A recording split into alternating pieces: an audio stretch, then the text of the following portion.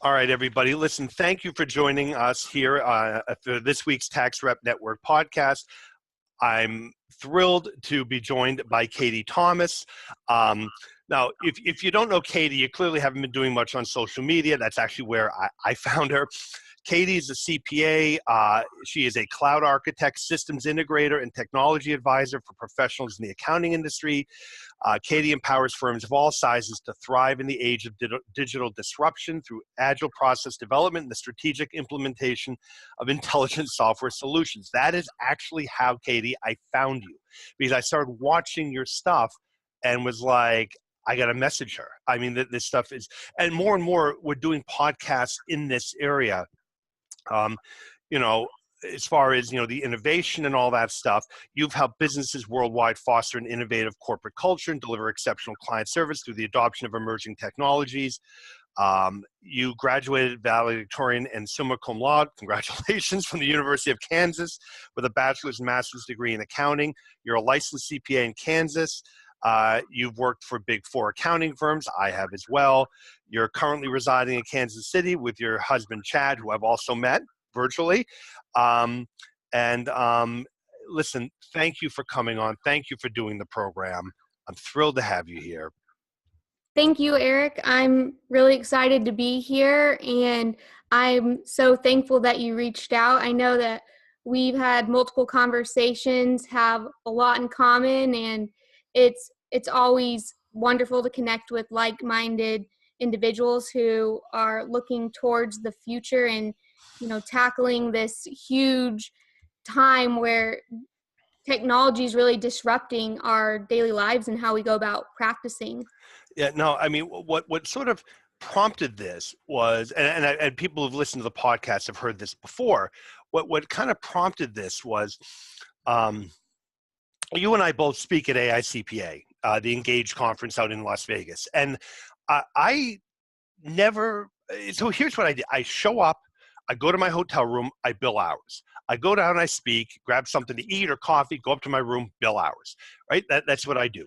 And a couple of years ago, I actually took the time to walk into the exhibit hall and was just blown away by the software and where it was going, and not just blown away, Katie, but actually in some ways a little bit frightened because, because all of a sudden it dawned on me, I can be outsourced. I could be virtually AI'd, if you will. I don't know if that's the term, but it's and by the way, that is what prompted me. I started listening to your stuff online and began following the stuff that you were doing, because this has now become something that is of interest to me for two reasons. All the tech, on the one hand, if I view it as I'm going to sit here and I'm going to have a robot across from me at a desk and I'm competing, I'm a dodo bird. All right, I'm a zombie. I'm the Walking Dead. I just don't realize it yet. If, however, I can utilize that to do more with what I have, then this really does present an opportunity. And that's actually what I was hearing from you, and which is what led me ultimately to reach out to you. And so what I want to discuss today, I mean, now that I've gotten you on the program, we got our schedules together. And I spoke to you and Chad, and we talked about software, and you've dealt with other IRS resolution practices. So you can talk the talk because you've walked the walk. What I want to discuss with you today is how, one, you made the transition out of practice. I know I don't think you've given it up completely, but you're no longer running just a CPA practice, but you've sort of become, and I'm curious if it was intentional or not, sort of a guru, if you will, in this automation and practice management area, and utilizing it to grow your practice. And what makes it so interesting to me is what I'm discovering myself is that is not just a natural progression. It's not like, the staff that progresses up, to partner.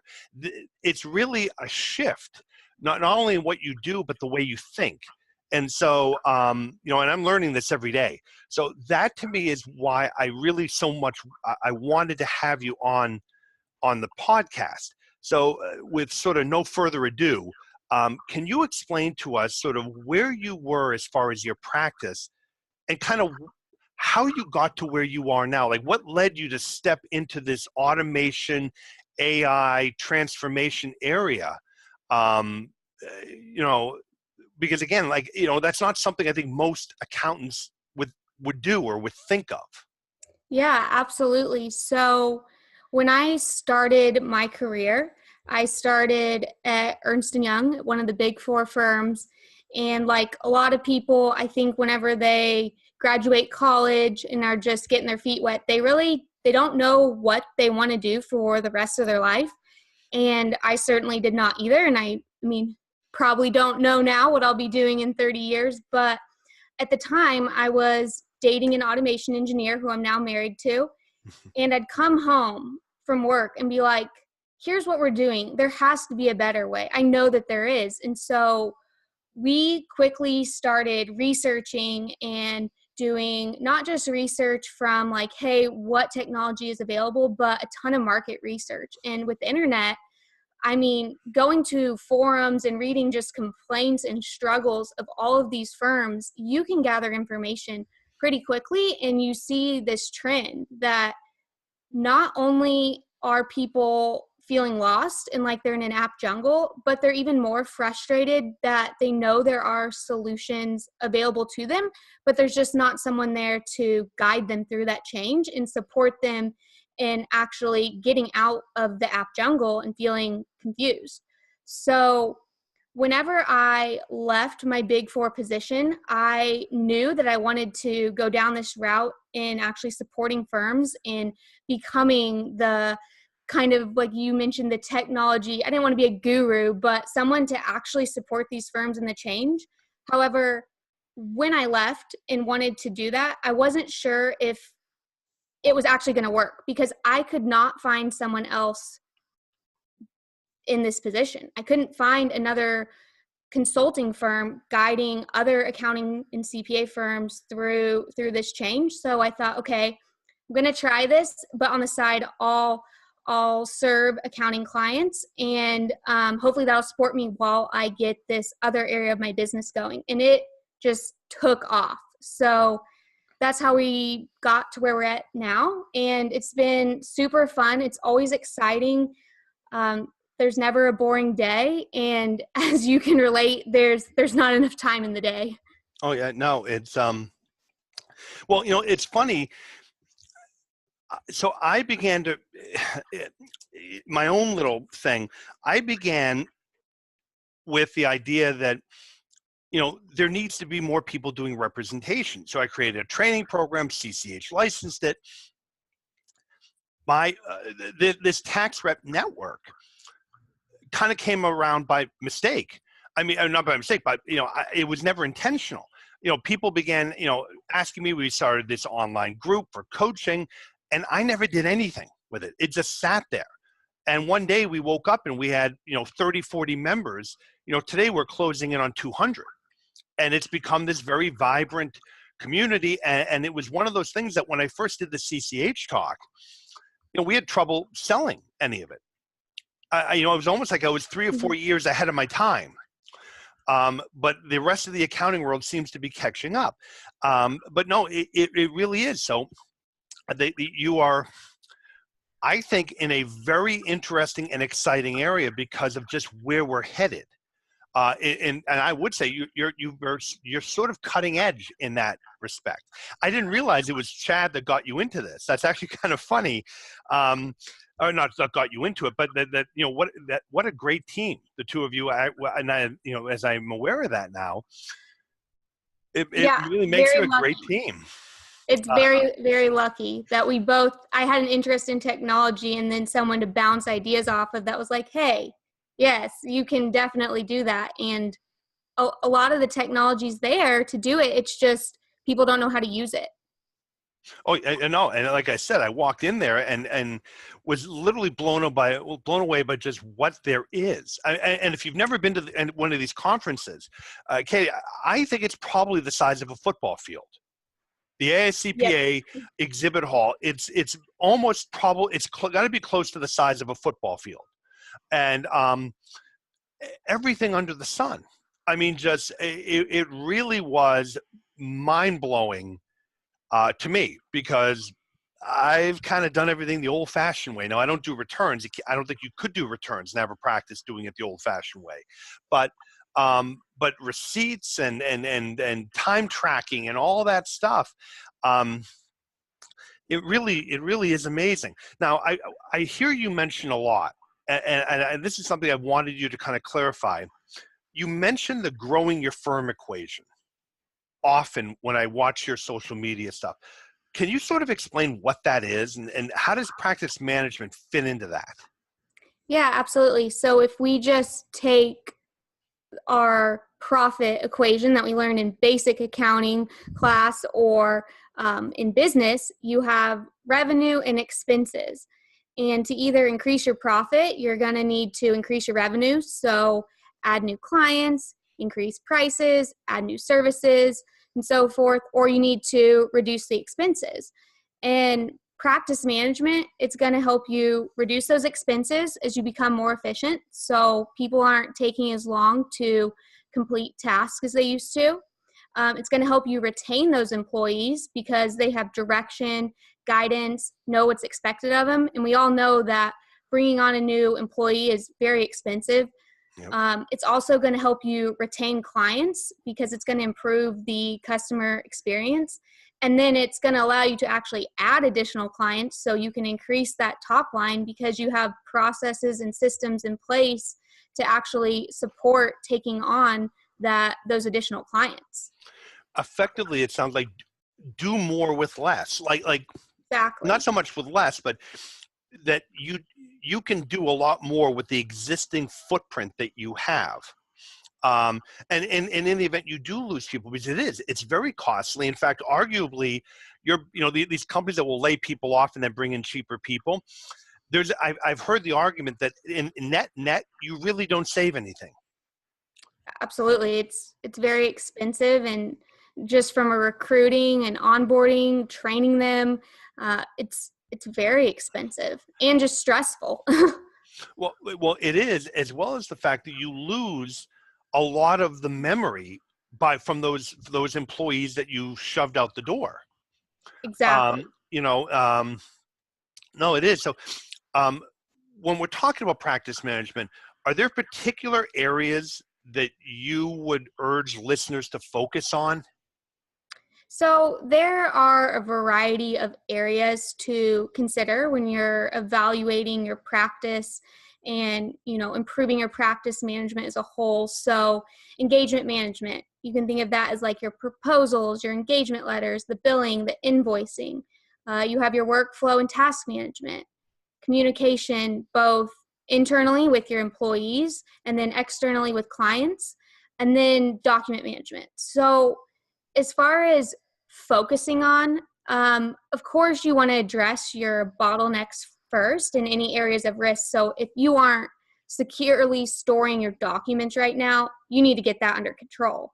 But if you're simply, looking to improve an area, you aren't saying, hey, this is a really risky area. If you're just wanting to improve, I would say that communication is what I would go right and address right away as improving, because everything stems down from communication. So how do we timely address our employee needs and client needs?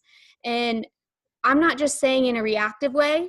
We need to be proactive. So when a KPI falls below industry norms, we need to reach out to our client. When new guidance is issued around a tax regulation and it's applicable to one of our clients, we need to reach out to them right away. And a common complaint accounting firms hear when a new prospect comes their way is this prospect left their old accountant because they weren't able to get a hold of them in a timely manner. They felt like they weren't being heard and they weren't being supported. No, it is. I agree. In fact, one of the number one, the number one reason or the number one driver for formal complaints against attorneys is failure to respond to Right. clients. Um, you know, so let's say you do this. Right? Let's say I'm an accountant, or an attorney, because as you know, we're doing a lot of this ourselves here, just to manage the practice, because there's a limit to how much we can grow as far as people and space. And so the idea of getting our arms around this is very important.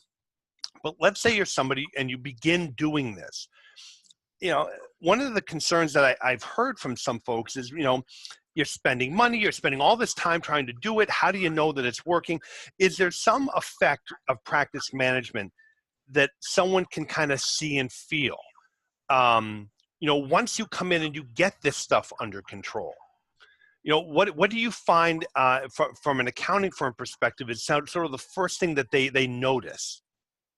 So for the firm owner, it's going to be, of course, clarity, peace of mind, and netting at the end of the day, that improved bottom line. But a lot of times, of course, that bottom line is nice. Like, you're in business to make money, but for the firm owner, it's really just being able to take a breath, that peace of mind that they get from having everything organized, knowing that no deadlines are being missed, clients are being taken care of, employees know what's expected of them. So I guess that would transition from the firm owner into employees. Is employees can really feel empowered. They can easily know what's expected of them, what's done, and what needs to be done in the near future, so that they aren't constantly feeling like, well, I don't know what's coming up, or did I miss a deadline? It's all laid out for them. They can see their self progressing, checking off tasks, and they feel like that they are playing a critical role in the firm.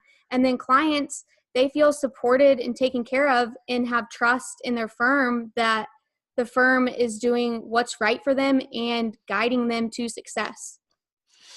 Well, and what the biggest thing is as an owner, and one of my biggest issues is actually the stress. And when I say stress, what I mean is I don't get the time to sit and think. What I find is you're constantly reacting to this, it's just one thing after the next, after the next. So the sitting back and thoughtful thinking and thinking about the client's problem and strategizing, there's just, almost like there's no time for that. And it's one of the things that I'm looking for in particular as we move forward, as far as, getting our stuff kind of put together. Now, to go back, when I walked into that exhibit hall, as I mentioned, and you're just overwhelmed, right? I mean, there's every software company under the sun. How does somebody begin to evaluate these different systems? I mean, there are two companies in particular that go head to head in one space. I ended up selecting one because more of the accountants I know use that one, but it was like flip a coin. How does somebody who wants to get started in this start kind of even, evaluating where to begin, which system you go with, how do you implement it? Kind of, I guess really truthfully, you walk into the exhibit hall, you see it all, Katie, where do I start? Right. Yeah. And that feeling and what you're expressing is what I hear every single day. It's very overwhelming. But to start, you're going to have to decide, are you going to choose these applications alone, or are you going to hire someone to help you? And whether whichever route you choose, if you're going to go down the road of doing it alone and figuring it out for your firm yourself, then demoing software is great. But a lot of times, the company or the sales rep speaking to you, they're not always going to give you an honest review of, what the true underlying like promise of the software is and if it comes through. So I always suggest getting on GitApp or G2 Crowd or other review sites to see what others in the industry are saying.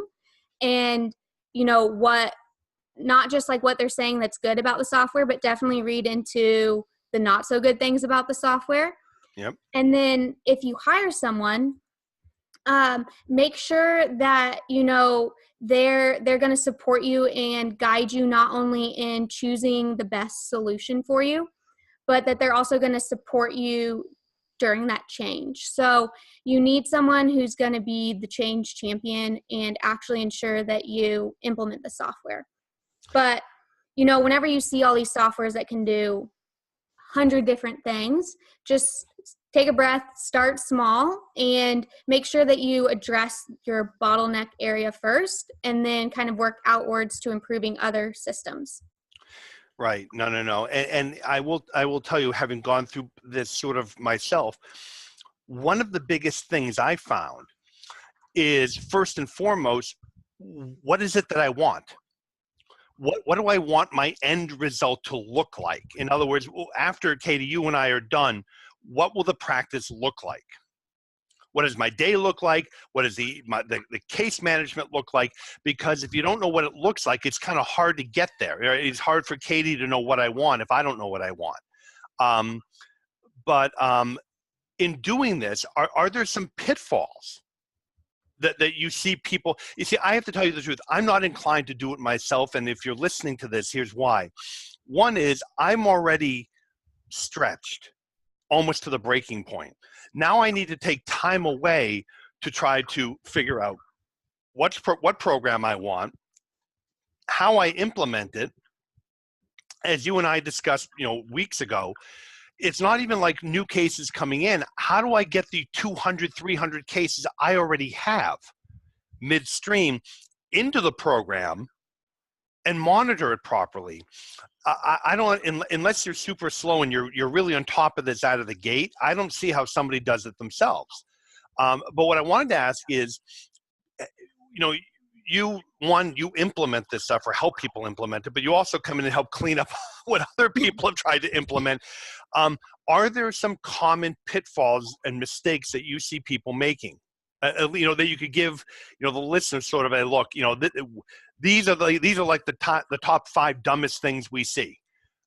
So I don't want to call them dumb because at least these people are trying to, change. But I would say the biggest mistakes, number one is not consulting someone who is a professional in their industry. So a lot of times firms will have their IT department or an IT contractor help them set up their systems. And this is something I would be really, really careful with because likely the IT department or contractor, they don't understand your processes or the complexity of what you do and what you need.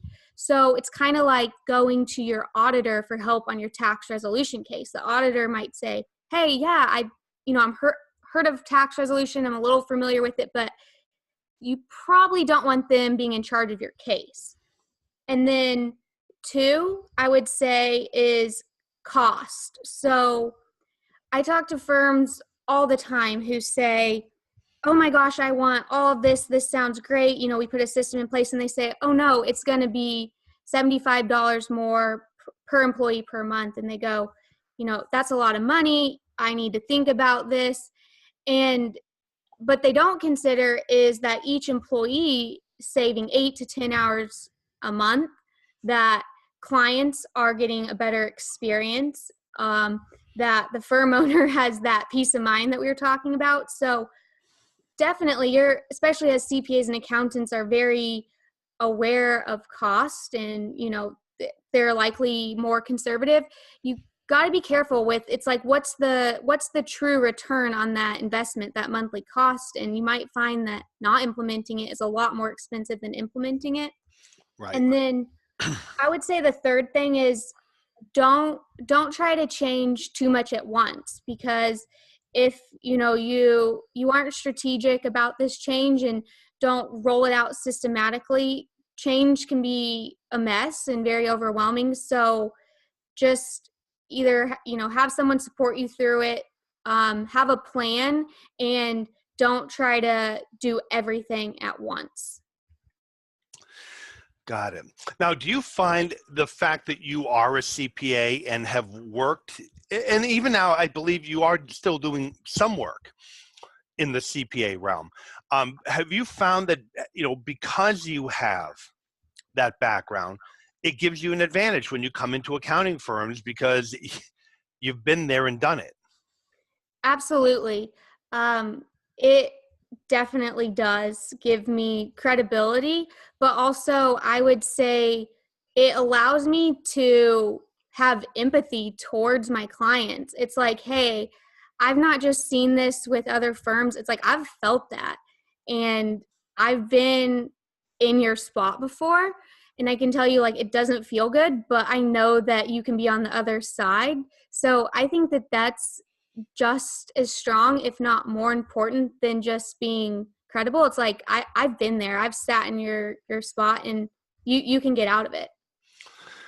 So before I ask my last question, how do people get a hold of you? How can anyone listening to this who wants to bounce something off you or talk to you, how can people find you? So I'm on all the social media, LinkedIn, Twitter, Instagram, and I'm Katie Thomas CPA on all of those platforms. Or they can visit my website, which is katiethomascpa.com, as well as send me an email, katie@katiethomascpa.com. Any questions anyone has, I am an open book. I love meeting new people, learning about them, hearing their wins and maybe frustrations, everything. Yeah, no, and truthfully, if you're listening to this, it's going to be hard to not find Katie if you go looking for her, because I mean, I found your stuff everywhere. That's why, I began following you and listening to you, which is why ultimately I ended up saying, I got to reach out and talk to Katie. So look, listen, I appreciate your taking the time to do this.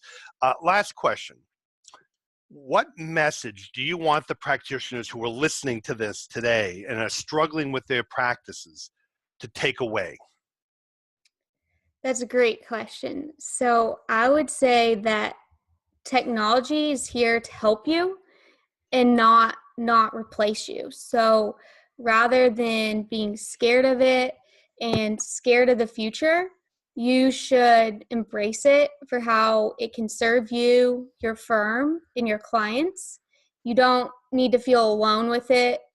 There are a lot of groups, online forums, and there's people out there like myself who help practitioners overcome technology and their fears of it, and not implementing it correctly. We help them do it every single day. So you're not alone, and you definitely don't need to be scared of technology. All right. No, great advice. So listen, Katie, I will definitely have you back on probably right before Vegas. Mostly because I can't wait to find out what you're going to be talking about. But by the way, if you are going to be at the AICPA National Conference in Las Vegas in June, both I and Katie will be there speaking, different topics, but we'll both be there.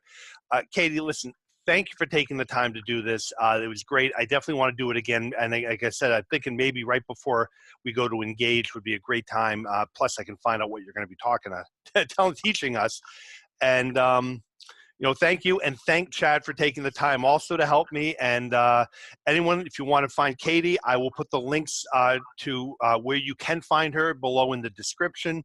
And you can always email her, and she is a wonderful person and a tremendous resource.